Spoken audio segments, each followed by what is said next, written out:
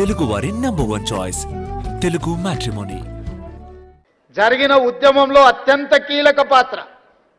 ఏ వేదిక కట్టినా, ఏ ధూమ్ధాము పాడినా అందశ్రీ పాట లేకుండా, అందశ్రీ లేకుండా తెలంగాణ ఉద్యమం జరగలేదు. ఏ వేదిక మీదైనా, ఏ పెదాల మీదైనా జయ జయ తెలంగాణ నానకుంటా తెలంగాణ ఉద్యమం, తెలంగాణ రాష్ట్ర సాధన సాకారం కాలేదు.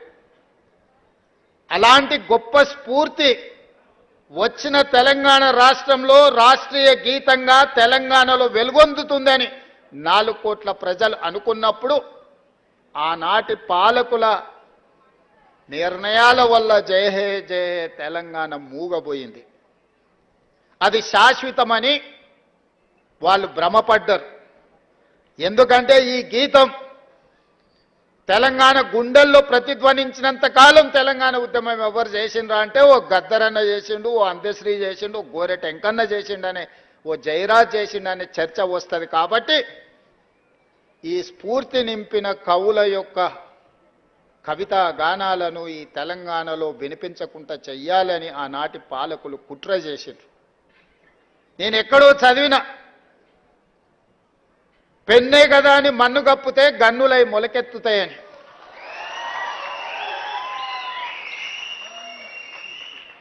కవి రాసే పెన్నుల మీద మన్ను కప్పితే అవి గన్నులై మొలకెత్తుతాయి, మీ గడీలను కుప్ప కూలుస్తాయన్న నినాదాన్ని, నిజాన్ని చేసిండు అందశ్రీ. 10 సంవత్సరాలు మూగబోయి ఉండొచ్చు మీ ఉద్దేశంలో, కానీ తెలంగాణ ప్రజల గుండెల్లో నిత్యం గానమై జయ జయ హే తెలంగాణ జనాలు పాడుకున్నారు. నేను చేసింది ఏమీ లేదు.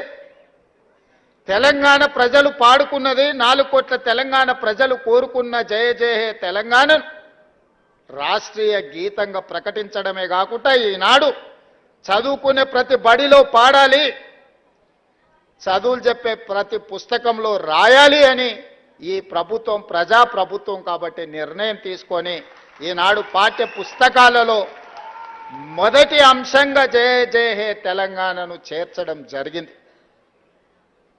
అదేవిధంగా సర్వం ఒడ్డి సర్వం త్యాగం చేసి ఏమీ ఆశించకుండా, ఆలోచించకుండా 5 దశాబ్దాలు ఈ ప్రజల కోసం పనిచేసిన కుటుంబాన్ని ఆదుకోవడం ఆ కుటుంబ సభ్యుడిగా నా బాధ్యత.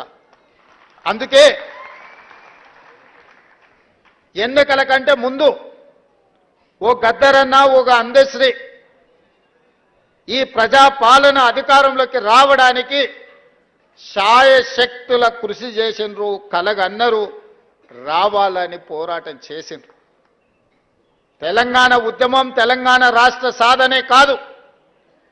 ఈనాడు నేను, మా మిత్రులు పెద్దలు దామోదర్ రాజనరసింహ గారు, అట్లూరి లక్ష్మణ్ గారు, లేదా ఉత్తమ్ కుమార్ రెడ్డి గారు ఎవరమైనా మంత్రులు, ముఖ్యమంత్రులు అయినము అని అంటే వాళ్ళు ఇచ్చిన స్ఫూర్తి, వాళ్ళు చేసిన పోరాటం ఎవరు కూడా మర్చిపోలేనిది. అందుకే ఒక గద్దరన్నను, ఒక అందశ్రీని ఈ ప్రభుత్వ పెద్దలకు ఒకవేళ అనుకోని అకాల మరణం వస్తే ఏ విధంగా ప్రభుత్వ పెద్దలను ఆదుకుంటామో ఈ తెలంగాణ సమాజానికి పెద్దలైన గద్దరన్నను, అందశ్రీని ఈ ప్రభుత్వం ఆదుకుంటుంది, భవిష్యత్తులో అండగా నిలబడుతుంది అని చెప్పి అభిమానులందరికీ నేను చెప్పదలుచుకున్నా. అందుకే వారి కుటుంబానికి ఉద్యోగం ఇచ్చినా,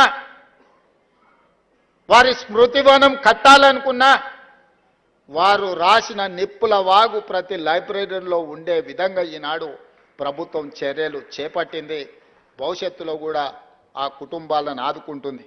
ఇదే కాదు, ప్రభుత్వం వచ్చిన మొదటి సంవత్సరం పూర్తి చేసుకున్న సందర్భంలో 9 మంది తెలంగాణ ఉద్యమకారులను, కవులను, గాయకులను సచివాలయం సాక్షిగా వాళ్ళని సన్మానించుకోవడమే కాదు, వాళ్ళను గుర్తించాలి, వాళ్ళను ఆదుకోవాలన్న ఉద్దేశంతో 300 గజాల ఇంటి స్థలాన్ని, ఎందుకంటే వీళ్ళందరూ నిలువ నీడ లేకుండా, ఒకవేళ నీడ ఉన్నా ఆ నీడను తెగనమ్మి తెలంగాణ ఉద్యమంలో వాళ్ళు భాగస్వాములు అయినరు. ఈరోజు వయసు ఉడిగిపోయింది, తిరిగి సంపాదించాలన్న సంపద ఎట్లుంటుందో సంపాదించడం ఎలాగో తెలియలేనంతగా ప్రజలలో మమేకమైపోయిన ఆ 9 కుటుంబాలను ఈరోజు ప్రభుత్వం గుర్తించి వాళ్ళని ఆర్థికంగా ఆదుకోవడమే కాకుండా వాళ్లకు ఇళ్ల పట్టాలు ఇళ్లకు స్థలం ఇవ్వాలని